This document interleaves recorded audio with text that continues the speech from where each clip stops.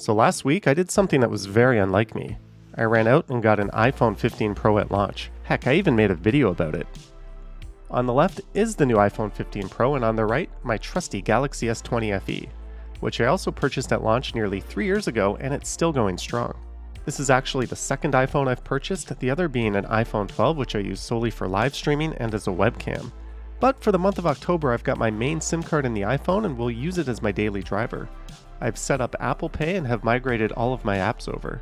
The thing is, I am probably the definition of an Apple hater, and I tend to view Apple users as suffering from some weird type of tech Stockholm syndrome.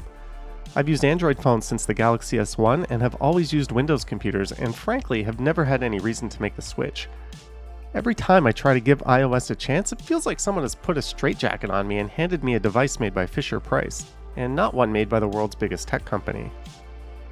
Something about iOS and Apple in general just rubs me the wrong way. From the incredibly locked down ecosystem, to the lack of customizability, to setting trends that made most other phone manufacturers copy them, such as non-removable batteries, removing the headphone jack, making phones out of ultra slippery yet fragile materials like glass so they break easy, while also being incredibly anti-right to repair, and also introducing the world to the beauty that is the notch.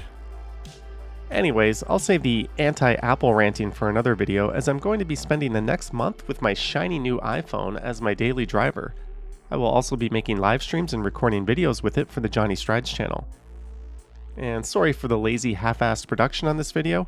I put about the same amount of effort into it as Apple does rehashing their same phones every year. So stay tuned to both of my channels if you're curious as to how this experiment goes. Yoink!